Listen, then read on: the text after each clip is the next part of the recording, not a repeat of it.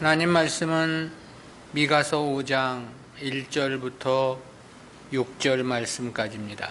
제가 봉독합니다. 딸 군대여, 너는 떼를 모을지어다. 그들이 우리를 애워쌌으니 막대기로 이스라엘 재판자의 뺨을 치리로다.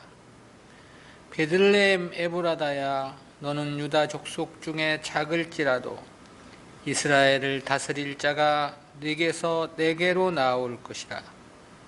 그의 근본은 상고의 태초엔이라.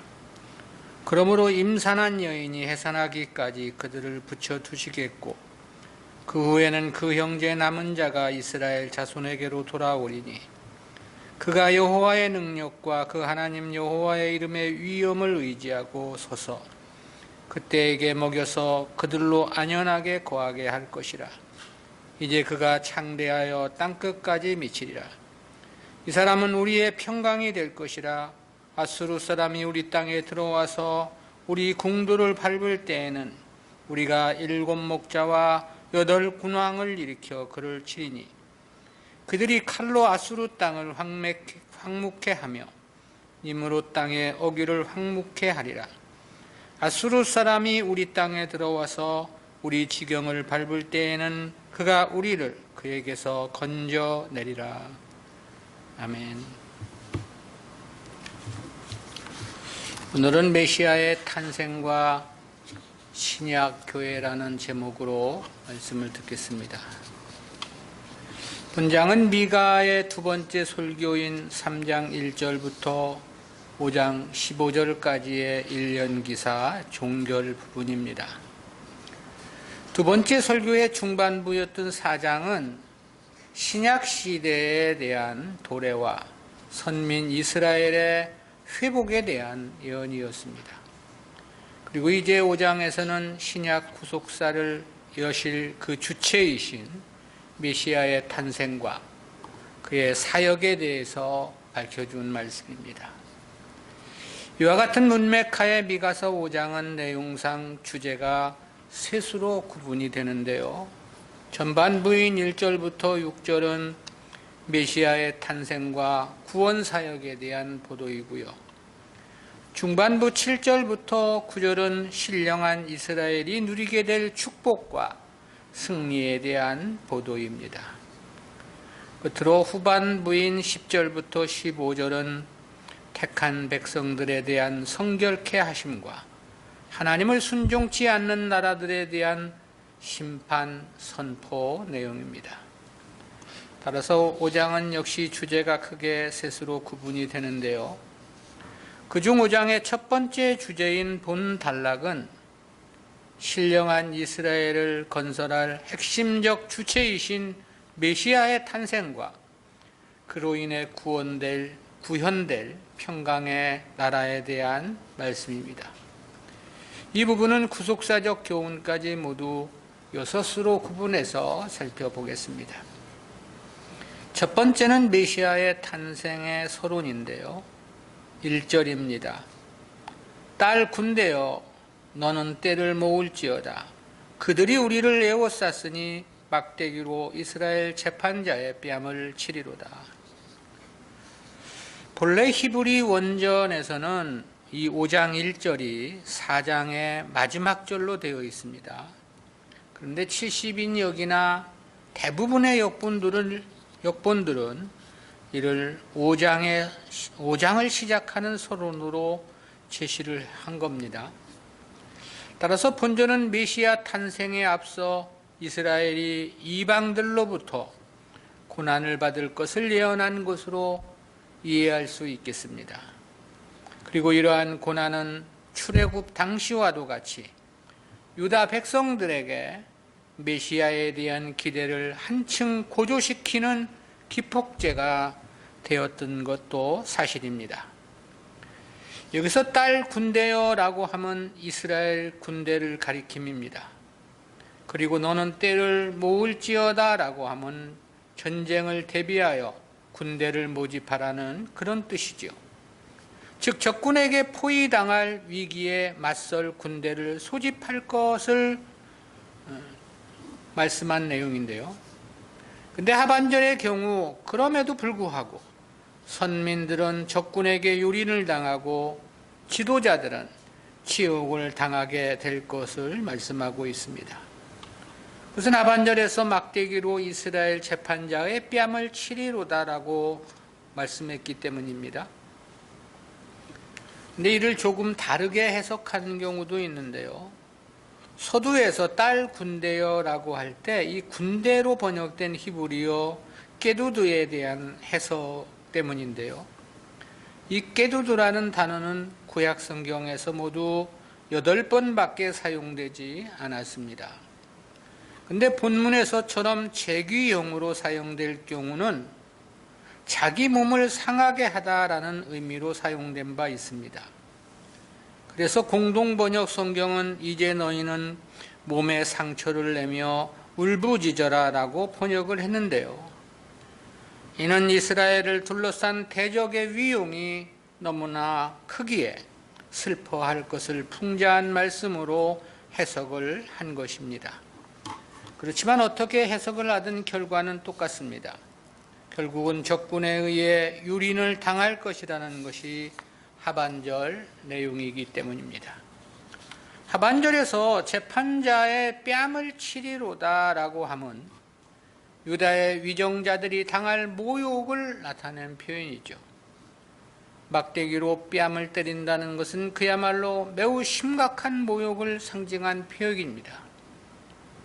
바벨론에 의해 세 차례 침략을 당할 때 유다가 당한 모욕이 그러했고요. 또한 포로 귀환 이후 시리아에 당한 모욕도 상상을 초월할 만큼 비극적이었습니다. 주석가들은 예언의 복합성이라는 측면에서 메시아가 당할 수치와 고난을 의미하는 것으로도 이해를 하던데요. 그러나 이는 하나님의 징계에 의한 이스라엘이 당할 수치를 나타내는 것이기 때문에 메시아에게 적용시키는 것은 합당치가 않습니다. 고난의 성격이 이스라엘과 주님이 당하셨던 것은 정반대이기 때문에 그렇습니다. 두 번째는 위대한 왕 메시아의 탄생 예언입니다. 2절이죠. 베들레헴 에브라다야 너는 유다 족속 중에 작을지라도 이스라엘을 다스릴 자가 내게로 나올 것이라. 그의 근본은 상고의 태초에니라. 여기서 베들레헴과 에브라다는 같은 지역을 가리킴입니다. 에브라다는 베들레헴의 옛 이름이고 베들레헴은 에브라다의 후대의 이름입니다. 이곳은 예루살렘에서 남서쪽 8km 지점에 위치한 산지 마을인데요. 이 베들레헴이라는 문자적 의미는 떡집이라는 그런 뜻입니다. 그리고 에브라다는 열매를 맺음이라는 그런 뜻입니다. 근데 이곳을 일컬어 너는 유다 족속 중에 작을지라도 그랬습니다. 여기서 이 작을지라도라는 이 말로 번역된 히브리어 차이르는 둘째나 또는 미천한, 보잘것없는 그런 뜻입니다. 당시 유다는 최소한의 행정구역 단위를 1000명으로 규정했던 것으로 알려집니다. 그런데 베들레헴은 그 1000명의 인구도 되지 않는 작은 촌락이었다, 그런 뜻입니다. 그런데 이곳에서 이스라엘을 다스릴 자가 나올 것이라 그렇게 말씀을 한 거죠. 이는 택한 백성들을 대속해 주시기 위해 오시는 메시아를 가리킨 표현입니다. 그러면서 메시아가 누구로부터 오실 것인지를 명시적으로 밝혀주셨습니다. 그것을 네게서라고 말씀했죠. 이에 해당하는 히브리어 민메카는 분리나 이탈, 기원 등을 나타내는 전치사 민과 2인칭 단수 전미어가 부착되어서 너로부터라는 그런 뜻이 됩니다. 그렇다면 여기에서의 너는 누구를 가리키는 것일까? 이는 본절 상반절에 지목된 베들레헴 에브라다입니다. 즉 이스라엘을 다스릴 메시아가 베들레헴에서 탄생하실 것이라는 그런 의미인 거죠. 엄청난 시련의 세월 뒤에 급기야 메시아 탄생이라는 희망이 있을 것임을 말씀해 주고 있는 것입니다. 근데 보다 중요한 것은 메시아가 네개에서 네개로 나올 것이라 그랬어요. 그래서 여기서 네개로로 번역된 히브리어 리는 무엇에게라는 의미를 갖는 전치사 레라는 단어에 1인칭 단수 전미어가 결합된 형태입니다. 그렇기 때문에 한글 개역 성경은 네개로라고 번역을 했는데요. 그러나 이 단어는 무엇을 위하여라는 그런 뜻도 있습니다. 때문에 영역 성경 NIV나 NJB, RSV 등은 나를 위하여라고 번역을 했습니다. 그렇다면 여기서의 나는 이 말씀을 직접 하신 분을 가리키며 메시아를 세상에 보내신 하나님을 가리킴인 거죠. 성경학자들은 이 견해를 더욱 지지하는 편입니다. 그렇다면 본문의 의미는 베들레헴에서 메시아가 출생할 것인데 메시아가 오시는 목적은 하나님을 위해서라는 그런 뜻이 됩니다. 즉 하나님의 구원 역사를 이루기 위해서임을 강조한 예언이라고 말할 수 있겠습니다. 그런데 그 이스라엘을 다스릴 자의 보다 근본적인 신분에 대해서 그의 근본은 상고의 태초엔이라 그랬습니다. 여기서 상고로 번역된 히브리어 올람이라는 단어는 영원함이라는 뜻입니다. 그리고 태초는 영원 전부터라는 그런 뜻이고요. 따라서 이는 메시아는 영원 전부터 존재하신 하나님이라는 그런 의미가 됩니다. 때문에 말씀이 육신을 입고 오신 주님에 대해서 요한복음 1장 1절에서는 태초에 말씀이 계시니라. 이 말씀이 하나님과 함께 계셨으니 이 말씀은 곧 하나님이시니라 라고 말씀을 한 바 있습니다. 세 번째는 신령한 이스라엘의 건설인데요. 앞선 2절은 메시아께서 탄생하실 지역과 오시는 목적, 그리고 메시아의 근본적 신분에 대해 밝혀준 말씀이었죠. 이어진 3절 내용은 메시아 탄생을 기점으로 이스라엘의 남은 자들에 대한 구원을 보도해 준 말씀입니다. 3절입니다. 그러므로 임산한 여인이 해산하기까지 그들을 붙여 두시겠고 그 후에는 그 형제 남은 자가 이스라엘 자손에게로 돌아오리니 그랬습니다. 이 3절은 그러므로라는 접속사로 시작을 합니다. 이 접속사는 1절에서 예언했던 유다가 이방에 당할 유린을 전제한 표현입니다. 근데 그 유린 당함이 임산한 여인이 해산하기까지라고 말씀을 했죠. 즉 메시아가 탄생할 때까지 유다를 이방에 그대로 붙여 두시겠다는 그런 의미가 됩니다. 이 역시 미가의 예언대로 역사 속에서 그대로 성취되었지요. 바벨론 포로 귀환이 있었지만 그렇다고 유다가 완전한 독립을 이룬 것은 아니었습니다. 바사 이후에도 헬라, 시리아, 애굽, 로마에 이르기까지 유다는 독립을 이루지 못했습니다. 마카비 형제의 독립운동으로 일시적인 독립이 이루어지는 것과 같은 역사도 있기는 했습니다. 그러나 그것은 잠깐일 뿐이었죠. 유다는 이내 로마의 속국으로 전락했고 그렇게 주님 탄생의 시대를 맞이하게 되었던 것입니다. 그리고 이러한 역사에는 영적으로 암흑시대를 의미합니다. 마치 하나님의 구속사가 중단되다시피 한 캄캄한 암흑시대였던 거죠. 그리고 그 암흑시대가 메시아 탄생 때까지 계속될 것이라는 그런 뜻입니다. 그렇다는 것은 하나님께서 말라기 선지 이후 단 한 명의 선지자도 그 땅에 보내주시지 않았다는 것이 그것을 말해주고 있는 겁니다. 그리고 주님께서 탄생하시기 6개월 전에 구약의 마지막 선지자였던 세례 요한을 보내주셔서 주님의 길을 예비토록 그렇게 역사해 주셨지요. 때문에 여기서 이방에 붙여두셨다는 것은 택한 백성들을 구원하는 역사를 중단하셨다는 암흑시대라는 의미가 함유되어 있다라는 거죠. 3절 하반절에서는 그 후에는 그 형제 남은 자가 이스라엘 자손에게로 돌아오리니 그랬습니다. 여기서 이 그 후란 상반절에 기록된 여인이 해산하기까지란 표현과 연결이 됩니다. 즉 메시아 탄생 이후를 가리킨 말씀인 거죠. 그때 그 형제 남은 자가 이스라엘 자손에게로 돌아올 것이라고 말씀합니다. 이는 중단된 구속사가 다시 시작됨을 의미한 표현으로 해석할 수 있습니다.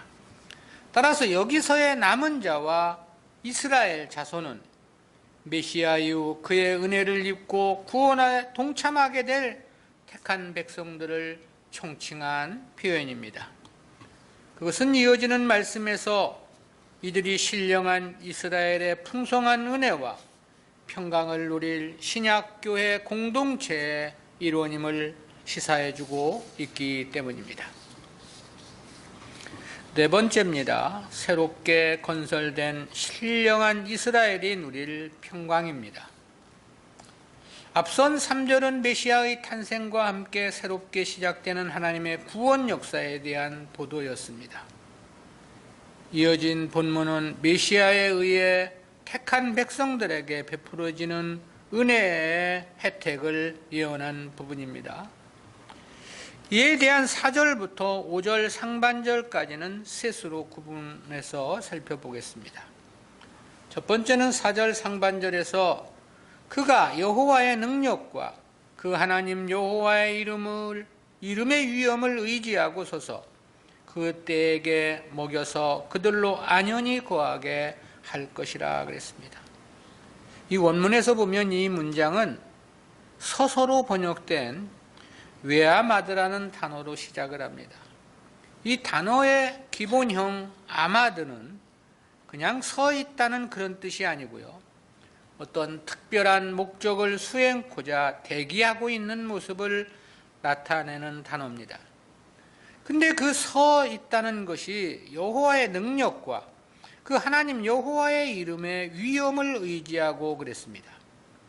이 능력으로 번역된 오즈는 구원을 가능케 하는 힘을 나타내기도 하고요.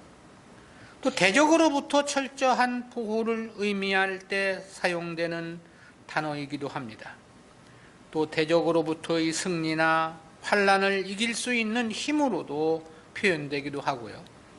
따라서 이는 주님께서 자기 백성을 보호하실 충분한 능력을 가지고 서 계신다는 그런 뜻을 나타냅니다. 또한 위엄으로 번역된 히브리어 가온은 특별한 구원의 능력을 의미할 때 사용됩니다.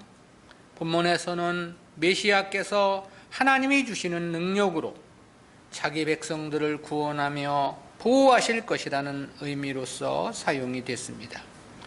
때문에 그 때에게 먹여서 그들로 안연히 거하게 할 것이라 그렇게 말씀을 했죠. 이는 그리스도의 대속의 완성으로 이루어진 완전한 구원을 나타낸 표현입니다. 실제 신령한 이스라엘 공동체인 신약의 성도들은 구원에 대해서만큼은 전혀 염려할 것이 없는 거죠. 주님께서 택한 백성들에게 필요한 구원의 모든 조건들을 다 대신 이루어 주셨기 때문에 그렇습니다. 그래서 바울은 그렇게 표명한 바 있습니다. 로마서 10장 4절이죠. 그리스도는 모든 믿는 자에게 의를 이루기 위하여 율법의 마침이 되시니라. 두 번째는 4절 하반절에서 이제 그가 창대하여 땅끝까지 미치리라 그랬습니다. 이는 그리스도의 능력이 온 세계에 미칠 것이라는 그런 예언입니다. 즉 복음이 땅끝까지 퍼지게 되고 그리스도를 머리로 한 그의 몸된 교회가 천하 만국에 세워질 것이라는 그런 의미입니다. 과거 구약 시대는 하나님의 구원 역사가 오직 이스라엘에만 국한되어 있었습니다. 그러나 메시아 이후 세워지게 될 신령한 이스라엘은 영토나 민족의 제한이 없는 땅끝까지가 되는 거죠. 때문에 주님은 제자들에게 예루살렘과 온 유다와 사마리아와 땅끝까지 이르러 내 증인이 되라고 명하시기도 했던 거죠. 바로 이것이 새롭게 세워질 선민국가 신령한 이스라엘인 것입니다. 세 번째는 5절 상반절에서 이 사람은 우리의 평강이 될 것이라 그랬습니다. 이는 신약의 성도들이 누리게 될 평강을 가리킨 말씀입니다. 여기서 이 평강으로 번역된 히브리어 샬롬은 구약 성경에서 약 250회 사용이 되었는데요. 문자적으로는 복지나 번영, 행복, 건강, 완전, 안정 등 매우 포괄적으로 사용되는 단어입니다. 본문에서는 성도들에게 입혀진 완성된 구원의 효력을 뜻하는 의미로서 사용이 됐습니다. 때문에 이제 신약 시대는 과거 정복 시대와는 달리 세계 각 나라들이 통상 조약을 맺고 서로 협력하는 평화 시대가 되었던 것입니다. 또한 택한 백성들이 어떠한 죄를 짓는다 하더라도 과거 구약 시대와 같은 가혹한 심판은 없는 것입니다. 다만 그들을 돌이키시려는 사람의 사랑의 징계만이 있을 뿐인 거지요. 그런 측면에서 신약 시대는 영적인 측면은 말할 것도 없지만 육신적인 측면에서도 은혜의 시대이며 평강의 시대라고 말할 수 있는 것입니다. 다섯 번째는 신약교회의 승리인데요. 5절 말씀입니다. 5절 하반절에서 6절 말씀까지인데요. 이 부분은 내용을 넷으로 구분해서 살펴보겠습니다. 첫 번째는 5절 중반절에서 아수르 사람이 우리 땅에 들어와서 우리 궁두를 밟을 때에는 그랬습니다. 여기서 언급된 아수르는 미가 선지자가 활동하던 시대, 북이스라엘은 물론 남유다에도 가장 큰 위협을 주었던 가장 강력한 나라였습니다. 하나님은 이를 비유로 해서 신약의 성도들을 보호하시며 승리케 하실 역사를 밝혀주고 계신 것입니다. 1차적으로는 아수르의 위협이 매우 클 것임을 강조한 겁니다. 즉 신약교회에 미치게 될 사탄의 역사에 강력한 도전을 표명하심이라고 말할 수 있겠습니다. 그래서 베드로전서 5장 8절에서 보면 너희 대적마귀가 우는 사자같이 두루 다니며 삼킬 자를 찾나니라고 말씀하기도 했죠. 계시록 2장 3장에 소개된 소아시아 7교회를 보면 그렇습니다. 그리고 계시록 12장에서는 신약교회가 시작되기 이전부터 사탄은 이미 태동할 신약교회와의 싸움을 위해 전쟁 준비를 마치고 기다리고 있다는 것을 묘사해 주고 있기도 하죠. 바로 이와 같은 상황을 아수르의 침공을 비유로 해서 예언해 주고 있는 것입니다. 두 번째는 5절 하반절에서 우리가 7 목자와 8 군왕을 일으켜 그랬습니다. 이 아수르로 비유된 사단의 준동에 신약교회의 대응을 밝혀준 비유입니다. 여기서 우리는 이스라엘을 상징으로 한 신약교회를 가리킨 표현이고요. 그리고 7 목자와 8 군왕은 메시아로부터 부름을 입고 사명을 받은 신약교회 공동체의 일원을 가리킵니다. 7은 완전수를, 8은 완전수를 초월한 많은 수를 상징한 표현입니다. 즉 사단의 진리 왜곡과 교회 유린을 넉넉히 견디며 승리해낼 수 있다는 것을 이렇게 비유적으로 표명해 준 것입니다. 세 번째는 6절 상반절에서 그들이 칼로 아수르 땅을 황무케 하며 님으로 땅의 어귀를 황무케 하리라 그랬습니다. 5절 하반절은 신약교회에 대한 사단의 도전이 있을 때 이를 막아설 목자와 군왕을 일으킬 것이라는 말씀이었죠. 이어진 본문은 오히려 이스라엘이 대적들의 나라를 완전히 멸망시킬 것이라는 그런 뜻입니다. 즉 참된 교회, 택한 백성들의 승리를 말씀해주고 있는 거죠. 물론 이 승리는 역시 주님의 대속의 완성으로부터 말미암은 것이라고 말할 수 있겠습니다. 주님의 대속이 없다면 성도의 승리는 원천적으로 불가능하기 때문에 그렇습니다. 그리고 이를 신약교회의 영적 승리로 해석해야 하는 부분인데요. 왜냐하면 이 전쟁이 주님께서 이 땅에 탄생하신 이후에 하나님 선민들과 관련한 보도이기 때문에 그렇습니다. 따라서 이와 같은 내용들은 그냥 문자적으로 해석을 해서는 안 되고요. 모두 비유와 상징 및 영적인 의미로서 해석해야 하는 부분입니다. 즉 아무리 사단의 역사의 준동이 크고 강력하다 하더라도 승리는 택한 백성들의 몫이 될 것이라는 그런 의미인 거죠. 네 번째는 6절 하반절에서 아수르 사람이 우리 땅에 들어와서 우리 지경을 밟을 때에는 그가 우리를 그에게서 건져내리라 그랬습니다. 이는 택한 백성들이 어떻게 하여 승리할 수 있는가를 밝혀준 말씀입니다. 즉 신약의 교회와 성도들이 승리할 수 있는 것은 주님 때문이라는 사실에 대한 천명이죠. 여기서 우리는 역시 신약교회 공동체를 가리킨 거고요. 근데 신약의 성도들을 아수르의 침략으로부터 구해주시는 이에 대해서 그가라고 말씀했단 말이죠.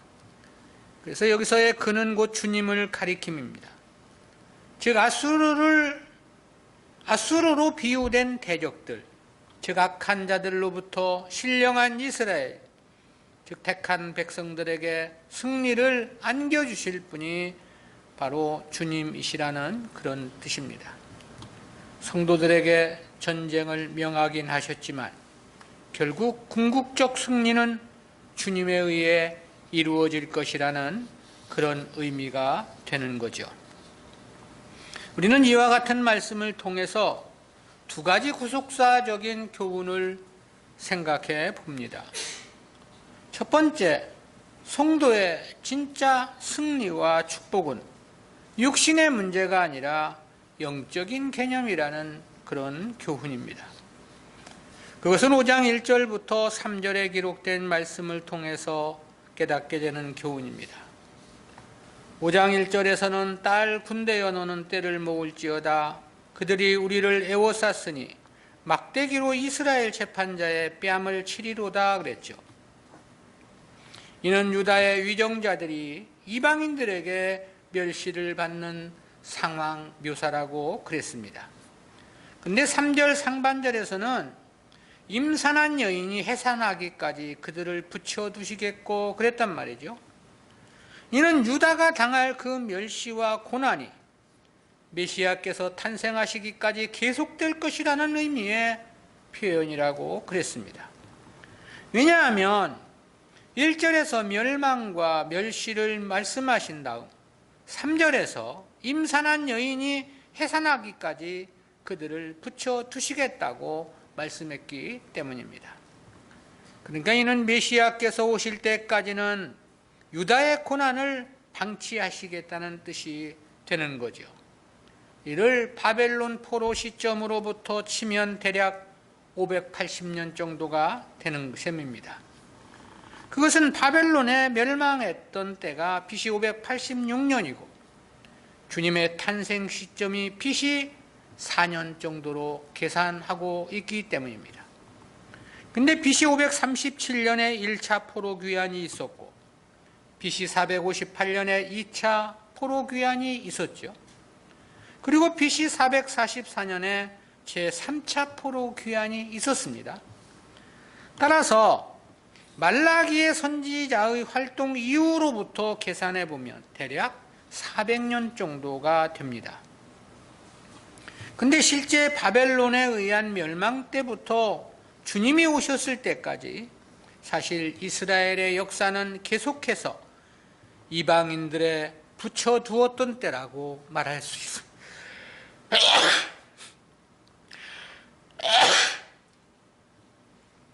적어도 일반적인 역사로 보면 그렇습니다. 계속해서 이방의 강대국의 식민국가로 전전을 해야 했기 때문에 그런 거죠. 또 주님께서 이 땅에 오셨다 해서 유다가 독립을 이루고 해방을 맞은 것은 아니었습니다. 오히려 주님께서 오심으로 유다는 완전히 버림을 받는 운명이 되었죠. 나라까지 해체되고 백성들은 그 땅에서조차 쫓겨난 전 세계의 유랑민족으로 살아야만 했습니다. 그런데도 본문에서는 이방인들에 의해 붙여둔 시점을 임산한 여인이 해산하기까지라고 말씀을 하고 있는 거예요. 그 이후를 승리요 평강이란 축복으로 표명하고 있다라는 거죠. 따라서 이는 일반적인 역사적 의미를 말씀하는 것이 아니라 영적인 의미로서 이해해야만 하는 부분이다라는 것입니다. 즉 주님의 대속 완성이 성도들에게 입혀준 은혜의 효력을 가리켜 말씀하고 있는 것이다라는 것이요. 즉 다시는 구원에 대해서 염려할 이유 없는 영적인 완전한 승리, 완전한 죄의 속박에서의 해방됨을 나타내주고 있다라는 것입니다. 즉 본문에서 말씀한 성도의 승리와 평강의 축복은 구원과 관련한 영적 개념으로 이해해야 한다라는 겁니다. 이처럼 성경은 세상 나라는 망했어도 이를 승리요 평강이라고 지금 말씀하고 있는 거잖아요. 그것은 그만큼 육신의 문제보다 중요한 것이 영적 승리라는 것이고, 이 영적 승리는 육신적인 문제보다 1000배 만배 더 크고 더 고귀한 것임을 나타내주고 있는 것입니다. 그것은 육신의 문제는 잠깐의 문제지만 영적인 것은 영원한 까닭의 그런 것이겠죠. 성도가 육신의 평강과 축복보다 영적인 성공과 승리를 더 귀하게 생각해야 하는 이유입니다. 육신의 복이라는 것은 아무리 솔로몬의 부귀와 영화라 하더라도 그야말로 그것은 순식간에 다 지나가고 끝나고 마는 허망한 것일 뿐이기 때문에 그런 거죠. 때문에 솔로몬 역시도 헛되고 헛되며 헛되고 헛되니 모든 것이 다 헛되었다고 고백을 했던 것입니다. 그처럼 헛된 것을 쫓기 위해 자기 인생 전체를 거기에 투자하고 몰두하는 것은 그야말로 심히 어리석은 일인 것이죠. 따라서 성도는 무엇보다 주님 섬김에 열과 성의를 다해야 합니다. 그 어떤 일보다 믿음의 일을 최우선의 과제로 삼아야 하는 거죠. 진정한 승리, 진정한 평강, 진정한 가치의 축복은 영생과 관련한 영적인 문제에 있기 때문에 그렇습니다.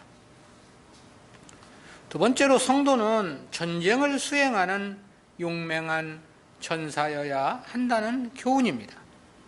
이는 5절과 6절에 기록된 말씀에서 깨닫는 교훈인데요. 5절 중반절에서는 아수르 사람이 우리 땅에 들어와서 우리 궁두를 밟을 때는 그랬습니다. 이는 당시 가장 강대국이었던 아수르를 비유로 해서 신약교회에 도전해오는 사탄의 역사를 가리킴이라고 해석을 했습니다. 그런데 5절 하반절에서는 우리가 7 목자와 8 군왕을 일으켜 그랬죠.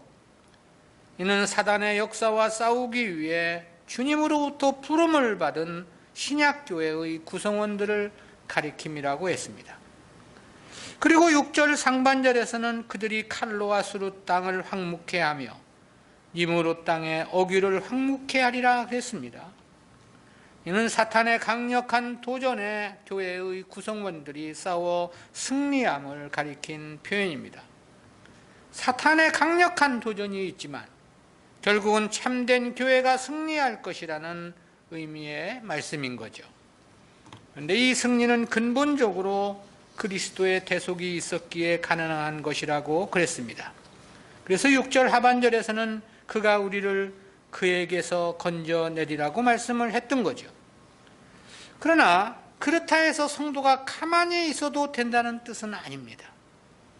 때문에 주님은 사탄과 대적하기 위해서 7 목자와 8 군왕을 일으켜 싸우게 하실 것을 말씀했던 거죠. 즉 성도는 진리를 파하는 사단의 역사와 맹렬히 싸우는 용맹한 전사여야 한다는 사실입니다. 그것은 본문에서 보면 신약의 성도들에게 맡겨진 매우 중요한 사명이기 때문에 그렇습니다. 바울은 그렇게 권면한 바 있죠. 디모데전서 6장 12절입니다. 믿음의 선한 싸움을 싸우라. 영생을 취하라. 이를 위하여 내가 부르심을 입었고 많은 증인 앞에서 선한 증거를 증거하였도다. 바울이 믿음의 아들 디모데에게 믿음의 선한 싸움을 싸울 것을 권면한 말씀입니다. 그러면서 이 싸움을 위해 디모데가 하나님의 부르심을 입은 것이라고 이야기하고 있죠. 즉 하나님께서 성도들을 부르신 것은 바로 이 선한 싸움을 싸우게 하고자 함이라는 그런 뜻이죠. 그렇다면 이 선한 싸움은 어떤 싸움을 가리켜 말씀하십니까? 이 싸움에 대해서 역시 바울은 그렇게 말씀한 바 있습니다. 고린도 후서 10장 5절입니다. 모든 이론을 파하며 하나님을 아는 것을 대적하여 높아진 것을 다 파하고 모든 생각을 사로잡아 그리스도에게 복종케 하니. 여기서 보면 바울은 이 선한 싸움을 둘로 대변해서 표현을 했는데요. 그중 하나가 모든 이론입니다. 이는 하나님의 뜻과 상관없는 모든 세상 원리를 가리킨 표현입니다. 간단하게 비유한다면 우선 먹어야만 살고 또 살아야만 하나님도 믿는 것 아니냐는 그런 원리라고 말할 수 있겠습니다. 사탄이 이러한 원리로 주님을 시험을 했었죠. 그때 주님은 사람이 떡으로만 사는 것이 아니요 하나님의 입으로 나오는 말씀으로 사는 것이라고 그 사탄의 이론을 파한 바 있습니다. 그리고 다른 하나는 하나님을 아는 것을 대적하여 높아진 것입니다. 이는 진리를 대적하는 왜곡된 복음과 잘못된 가르침을 나타낸 표현입니다. 신약 교회 안에 쓰나미처럼 밀려오는 각종 왜곡된 진리를 가리킨 표현입니다. 그렇다면 이 선한 싸움을 위해 가장 강력하고 절대적으로 필요한 무기는 과연 무엇일까? 이에 대해서는 이렇게 말씀해 주었습니다. 에베소서 6장 14절부터 17절까지인데요. 그런즉 서서 진리로 너희 허리띠를 띠고 의의 흉배를 붙이고 평안의 복음에 예비한 것으로 신을 신고 모든 것 위에 믿음의 방패를 가지고 이로써 능히 약한 자의 모든 화전을 소멸하고 구원의 투구와 성령의 곰 곧 하나님의 말씀을 가지라. 여기 보면 14절에서는 진리로 너희 허리띠를 띠라 그랬습니다. 15절에서는 평안의 복음을 가지라고 말씀합니다. 16절에서는 믿음의 방패를 가질 것을 말씀했고요. 17절에서는 성령의 검, 곧 하나님의 말씀을 가지라고 했습니다. 따라서 이를 한마디로 요약한다면 진리의 말씀을 가지라는 그런 권면인 거죠. 성도의 싸움은 칼을 휘두르는 혈투가 아니라는 것입니다. 세상 것을 얻고 차지하기 위한 육체의 싸움도 아닌 것입니다. 모든 이론을 파하고 진리보다 더 높아진 것을 파하는 하나님 말씀을 굳게 세우는 진리의 싸움인 것입니다. 따라서 성도라면 누구라도 진리를 들고 진리를 위해 싸우는 용맹한 전사여야 하는 것입니다. 이는 한치의 양보도 있을 수 없는 싸움입니다. 목숨까지라도 걸고 싸워야 하는 용맹한 전사여야 한다 말이죠. 하나님은 이러한 용맹한 전사들을 통해서 당신의 구속사를 이루어 가시기 때문에 그렇습니다. 그래서 바울은 믿음의 아들 디모데에게 그렇게 권면하기도 했지요.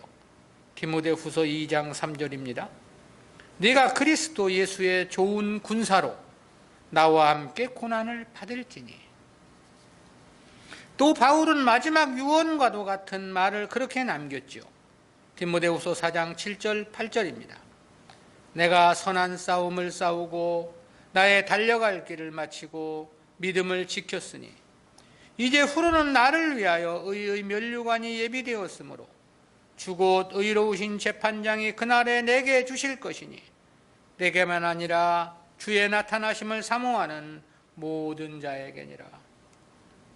성도가 전쟁을 수행해야 하는 용맹한 전사가 되어야 하는 이유입니다. 한가하고 나태한 마음으로는 절대 믿음의 승리는 불가능하기 때문인 것입니다. 진리로 무장하고 그 진리를 파하고자 하는 모든 것들을 우리는 그것들과 싸워 승리해야 하는 것이죠. 무엇보다도 우리가 먼저 승리해야 하는 것은 자기와의 싸움에서의 승리입니다. 내가 하나님 앞으로 나아가는 그 길에 방해되는 세상의 원리 그리고 진리보다 더 앞서 크게 생각하고 가치 있게 생각하는 그 모든 것들, 이것을 우선적으로 파해야만 하고 그래야만이 외부적으로부터 밀려오는 대적들도 물리칠 수 있는 것이죠. 먼저 우리 스스로들을 진리로 살펴보면서 진리의 거울에 나를 비춰보면서 과연 나는 승리의 싸움을, 진리의 싸움을 싸워가고 있는지 돌아보아야 할 것입니다. 기도합니다. 사랑의 하나님 은혜 감사합니다. 오늘도 주님이 오시기 이전 이미 700년 이전부터 메시아의 베들레헴 탄생을 예언하며 그로 인하여 세워지게 될 신약 교회와 그들의 승리를 그리고 그들의 영광을 말씀해 주신 귀한 교훈 깨닫게 해주심 감사합니다.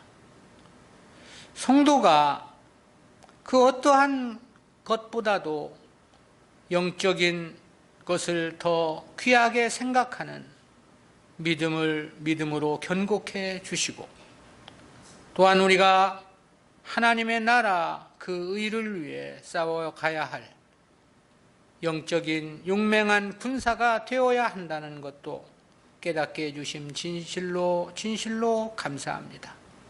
한가하고 나태한 삶으로는 결코 믿음의 승리는 불가능한 일이기에 가장 우선적으로 나와의 싸움에서 승리해가는 우리 모두가 될 수 있도록 은혜와 은총을 덧입혀 주옵소서. 감사드리옵고 예수님의 이름으로 기도드리옵나이다. 아멘.